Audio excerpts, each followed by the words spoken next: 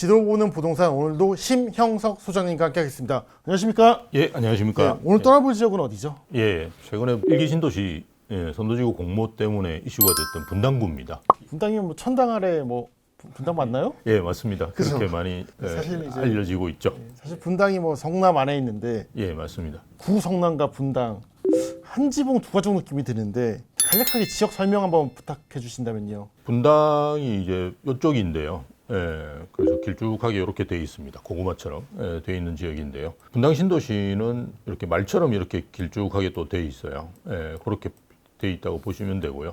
말씀하셨듯이 위쪽으로 이제 중원구하고 수정구라고 하는 데가 있는데요. 이쪽이 사실은 구성남이라 그래서 먼저 이쪽부터 발달을 했다고 보시면 되죠. 예, 그러다 보니까 최근에 이제 대규모로 이제 재개발 사업들을 많이 하고 있는 거를 다 아실 거고요. 오른쪽 편으로는 이제 광주시가 있죠. 예, 그리고 왼쪽 편으로는 의왕시가 있고요. 그리고 하단에 이제 용인 수지구입니다. 예, 위치는 이제 그렇게 아시면 되고요. 분당구의 인구가 한 47만, 48만 정도 되는데요. 여기 한 40만 가까이가 사실은 분당 신도시에 이제 몰려 있다고 생각하시면 됩니다. 분당 신도시는 원래 남단 녹지라고 해서 개발 제한 구역이었어요. 그런데 이제 뭐 아시다시피 이제 노태우 정권 때죠. 그때 이제 주택 부정 문제가 심각해지면서 일기 신도시를 이제 개발해야 되겠다. 그래서 일상과 함께 89년 4월 달에 이제 신도시 지정이 되었고요. 그다음 아주 빠르게 사실은 세계 역사상 유례를 찾아보기 힘들게 91년 10월부터 입주를 시작했어요. 그래서 96년 4월까지 입주가 완료됐으니까요. 뭐 그래서 가끔 왜 이게 그 외국에서도 한 번씩 온답니다. 그래서 이렇게 어떻게 빨리 지을 수 있느냐. 이렇게 그렇게 해서 이제 지어진 도시고요. 분당 신도시 같은 경우는 전체 면적은 한 600만 평 정도 됩니다. 그래서 앞에서 말씀드렸듯이 전체 분당구 인구는 한 47만 명 정도 되는데요. 아마 분당 신도시 인구는 40만 조금 안 되는 걸로 알고 있습니다. 뭐 그렇게 형성되어 있는 도시다라고 생각하시면 됩니다. 뭐니 해도 일기 신도시 특별법이 가장 핫 이슈잖아요. 예, 맞습니다. 최근 선도지구 그 공모 신청이 끝났는데 분당을 비롯해서 좀 상황이 어떤지요? 아주 핫했다고 뭐 우리가 이야기할 수 있는데요. 총 162개 구역이 예정 구역입니다. 그런데 99곳이 제안서를 제출했으니까요. 대부분 지역들이 제안서를 제출했다라고 보시면 됩니다. 그래서 어쨌든 전체 규모로 보면 15만 5천 세대 정도가 접수를 했는데요. 선정을 하기로 했던 그 호수는 2만 6천 호 정도 되는데요. 전체적으로 본다 그러면 5.9배 정도가 신청했다고 볼 수 있고요. 전체 예정구역 중에서는 단지 규모로 보면 한 61%, 그리고 세대수 규모로 보면 53%가 신청했으니까요. 압도적이다라고 볼 수 있고요. 우리가 뭐 관심 있는 거는 당연히 이제 그 분당인데요.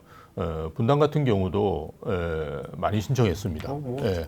거의 다 한 거. 거의 대부분 여기 보시면 지역들이 거의 대부분 신청했다고 볼 수 있는데요. 67곳 중에 47곳이 신청했다라고 생각하시면 되고요. 8,000호 이제 선정하려고 했는데요. 아마 신청한 데가 5만 9,000호 정도 되기 때문에 경쟁률이 제일 높습니다. 그래서 7.4대 1 정도 되고요. 더 놀라운 것은 동의율입니다. 주민 동의율이 이제 90.7%가 나왔는데요. 우리가 보통 재건축 사업을 하면 동의율이 75%거든요. 그걸 또 사실은 동의가 안 돼가지고 진행이 안 되는 경우도 있는데요. 여기가 이제 90.7% 평균입니다. 뒤에서도 저희가 조금 더 말씀드리겠지만 동의율이 나왔죠. 동의율이 90%면 경쟁률이 뭐 최소 6대 1이잖아요. 예, 맞습니다. 예. 변별력이 어디서 생긴다고 볼 수 있나요? 저희가 이제 선정 기준을 보게 되면 이게 세대수라든지 아니면 통합 뭐 이런 부분 통합으로 해서 3,000세대 이상, 3,000세대 이상이고요. 그 다음에 동의율은 이제 95% 이상. 이게 이제 거의 만점입니다. 분당에서는 꽤 많은 지역들이 이 기준을 충족했다고 합니다. 그러니까 이제 변별력이 없어지는 거죠. 그래서 정부에서도 상당히 이제 당황스럽긴 할 거라고 보는데요. 공공기여를 해야 됩니다. 이게 그러니까 지금 현재 분당도 마찬가지지만 일기 신도시들이 인프라가 예전 이제 기준으로 돼 있겠죠. 그래서 새로 이제 인구가 뭐 10% 20% 만들어난다고 하더라도 도시 인프라를 다시 깔아야 되거든요. 그래서 그 공공기여를 해야 되는데 그 공공기여 추가 제공분이 아마 당락의 변수가 되지 않을까 그렇게 예상을 하고 있습니다. 그래서 대지 지분을 1%부터 이제 5%까지 내놓을 수 있는데요. 1%가 1점이고 5%를 다 내놓는다 그러면 6점을 받을 수 있습니다. 그래서 이게 아마 당락을 가르지 않을까, 분당의 경우에. 다른 지역들 같은 경우는 이제 3,000세대라든지 아니면 동의율이 95% 넘어가는 데가 많지는 않습니다. 그래서 아마 그게 이제 당락을 좌우할 것 같고요. 분당 같은 경우는 이제 공공기여 추가 제공 부분이 당락을 제공할 것 같은데, 당락을 제공한다고 이제 인식하다 보니까 이제 추진준비위원회죠. 예, 거기서 이제 주민 한테 동의를 안 받고 막판에 이제 그냥 추가 제공부를 제공한 경우도 있다고 합니다. 저희가 듣기로. 그렇기 때문에 아마 이제 선정이 되더라도 좀 불협화음이 생기지 않을까, 뭐 그렇게 우려하시는 분들도 많습니다. 예. 그 일기 신도시 보면 항상 많이 나오는 비판이 여기 현재 사시는 분들이 어디로 이주를 해야 되잖아요. 근데 정부에서는 뭐 영구 임대주택을 이제 뭐 어떻게 한다던가, 뭐 새로운 임대주택을 일단 이분들 주고 한다던가. 근데 이게 현실적으로 가능하다고 보시는지요? 이게 뭐 사실 처음에는 여러 가지 고민을 했던 걸로 알고 있습니다, 정부에서. 근데 이제 결론을 낸 거는 그 일기 신도시 영구 임대주택이 한 14,000호 정도 됩니다. 이거를 재건축해서 여기다가 이제 이주단지로 활용하겠다. 이게 이제 마지막 이제 결정된 걸로 보여지고요. 분당 지역 같은 경우는 5,800호 정도 영구 임대주택이 있습니다. 제일 많습니다. 그래도 일대 신도시 중에는 뭐 원체 사는 환경이 좋기 때문에요. 이렇게 미금역에 이렇게 보시면 주공 단지들이 꽤 있지 않습니까? 그런데 이게 표시가 안 되는 단지들이 있어요. 청솔 마을에 제가 알고 있기로 6단지 여기가 영구 임대주택입니다. 이런 데들을 이제 재건축하겠다는 건데요. 일단 재정이 들어가기 때문에 그죠, 문제가 있고, 그리고 여기 사시는 분들이 퇴거를 해야 되잖아요. 근데 일거에 퇴거하기도 힘들고, 그러면 저분들도 이주단지가 필요하지 않습니까? 예, 그러니까 이게 나가셔야 되는 분들도 일단 문제가 되고요. 또 하나 문제는 들어오시는 분들이 들어와야 되는데 여기가 대부분 10평하고 20평입니다. 예, 근데 아시다시피 분당에 주변에 사시는 분들은 대부분 3, 40평, 그 이상 또 사시는 분들이 계시잖아요. 근데 그런 분들이 여기 10평, 20평에 들어올 수 있느냐? 그게 쉽지는 않을 거예요. 그렇다고 해서 영구 임대주택을 무슨 30평, 50평 이렇게 재건축할 수는 없지 않습니까? 그러니까 이게 그런 문제들도 이제 사실 깔려 있습니다. 그래서 요거는 아마 정부에서도 고민을 많이 하고 있으면서 어떻게 할지 제가 볼 때는 조금 더 이제 더 고민해야 될 상황이 아닌가, 그렇게 보고 있습니다. 예. 그럼 좀 현실적으로 예. 정비 사업을 한다면은 분담금은 얼마나 나올까요? 그러니까 요게 이제 제일 핵심적인 게 사실은 분담금입니다. 우리가 재건축이라는 재개발 사업을 하다 보면 분담금 때문에 이렇게 문제가 되는 단지들이 많거든요. 그래서 우리가 정자역 주변이 사실은 우리 분당에서는 가장 핵심적이라고 볼 수 있는데요. 바로 옆에 또 여기가 순회동이라고 있습니다. 순회동이라고 있는데 여기 보시면 파크타운이라고 하는 단지가 있거든요. 이 단지가 3,000세대 넘고 요번에도 신청을 했습니다. 제가 알고 있게 신청을 한 걸로 알고 있는데요. 여기를 이제 기준으로 내보면 여기가 이제 용적률이 보시면 211%입니다. 그래서 분당에서 조금 높은 편이죠. 그래서 허용 용적률을 322% 정도 받고 공공기여를 한 15% 하고, 그 다음에 이제 그 일반 분양분이 생기지 않겠습니까? 어쨌든 그렇게 용적률 차이가 있으니까. 그래서 일반 분양분을 5,570만 원 정도의 분양을 한다. 뭐 지금 현재 아마 시세보다 조금 높게 정도로 잡은 걸로 알고 있습니다. 그리고 이제 공사비는 최근에 많이 올랐죠. 그래서 한 800만 원 이렇게 잡으면 동일 평형대로 옮긴다. 내가 30평에 살고 있는데 30평으로 옮긴다 그러면 1억 5천에서 한 2억 정도 듭니다. 많이 안 되네요. 예, 그래서 생각보다는 많이 안 드는데 이제 또 이제 공사비도 오를 수도 있고요. 그리고 20평에 살던 분들이 30평으로 갈 수도 있고, 이러면 이제 3억에서 5억 정도가 나올 수는 있겠죠. 그래서 생각보다는 적지만 어쨌든 그 정도 들어갈 거다라고 이제 예상을 해볼 수 있고요. 또 하나 저희가 우려해야 되는 점이 이제 공공기여입니다. 앞에서도 계속 말씀드렸던, 어쨌든 이게 인프라를 도서관이라든지 그죠, 이런 걸 내놔야 되지 않겠습니까? 임대주택도 그렇고, 이 용적률을 많이 높이면 이걸 더 많이 내놔야 되고요. 용적률을 조금 줄이면 조금 덜 내놔도 됩니다. 그런데 문제가 용적률을 적게 하면 사업성이 떨어질 거고요. 용적률을 많이 올리면 사업성은 올라가는데 그중에 상당 부분을 또 내놔야 되는 거죠. 그래서 공공기여가 아마 이 사업성을 좌우하지 않을까 하며 답을 그렇게 예상하고 있습니다. 예. 좀 더 안으로 들어가서 분당 대장 아파트 한번 볼까요? 예. 앞에서 말씀드렸던 이제 파크타운 바로 옆에 보면 이제 여기는 순회동이고요. 요 옆에는 정자동입니다. 그래서 정자역 중심으로 있는데요. 여기 이제 파크뷰라고 아마 많이 들어보셨을 겁니다. 파크뷰라는 아파트가 있는데 여기는 사실 주상복합입니다. 그런데 가보시면 주상복합 느낌은 없고요.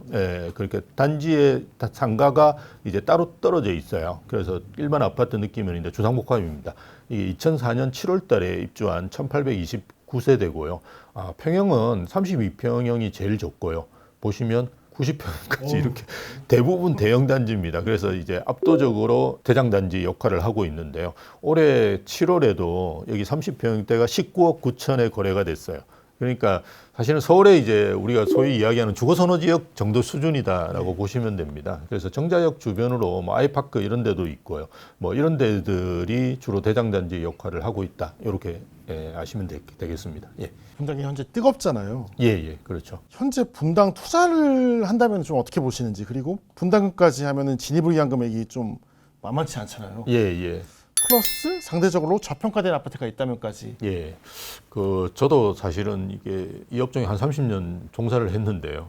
그 동의율이 90% 이런 거 사실 거의 들어보지를 못했습니다. 그래서 조금 과열이라고 생각하시는 게 맞고요.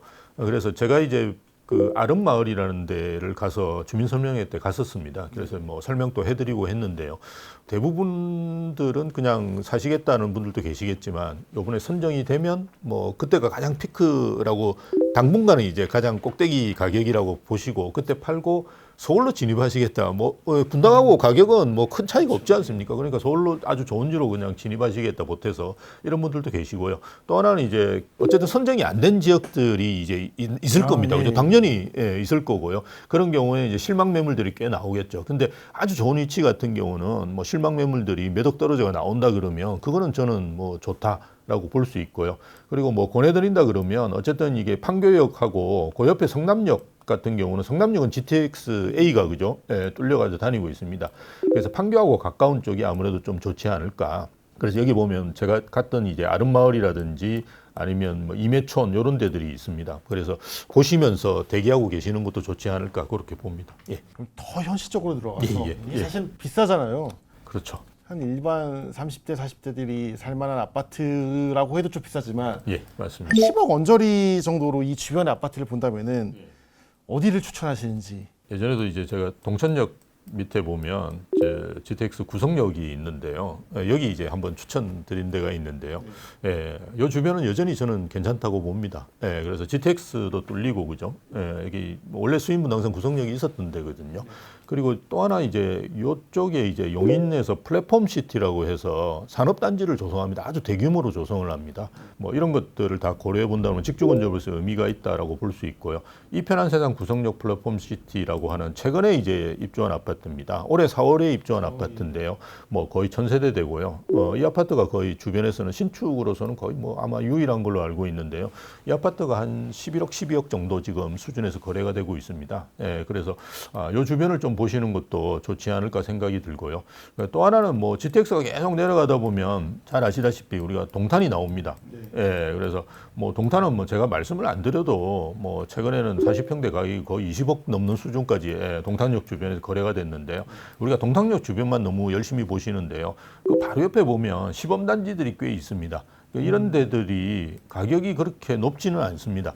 11억, 12억 정도 수준에서 거래가 되거든요. 그리고 2015년 입주한 아파트이기 때문에 뭐 여전히 신축 수준이거든요. 그래서 이런 아파트들도 장기적으로 저는 뭐 괜찮지 않을까 이렇게 보여지고요. 또 하나는 이제 앞에서도 말씀드렸던 중원구랑 수정구 쪽에 지금 재개발 사업들을 엄청나게 많이 하고 있거든요. 그런 지역들이 이제 최근에 이제 입주들도 많이 하고 있고 최고 분양도 많이 하고 있습니다. 뭐 그런 지역도 사실은 따지고 보면 위례하고 거의 붙어 있습니다.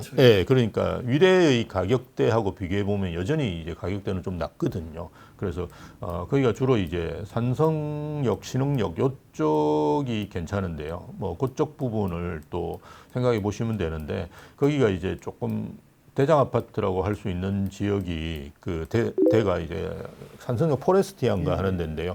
거기 한 13억, 14억 정도 합니다. 그래서 좀 세긴 한데요. 그 주변에 또 이게 찾아보시면 뭐 괜찮은 아파트들 찾을 수 있으니까요. 그런 데들도 좀 노려보시면 괜찮지 않을까 그렇게 봅니다. 분당을 알아봤지만 실제 매수는 분당 주변 하는 게 낫다라는 결론을 내리면 되겠죠? 자, 오늘도 좋은 말씀 감사합니다. 또 뵙겠습니다. 감사합니다. 감사합니다.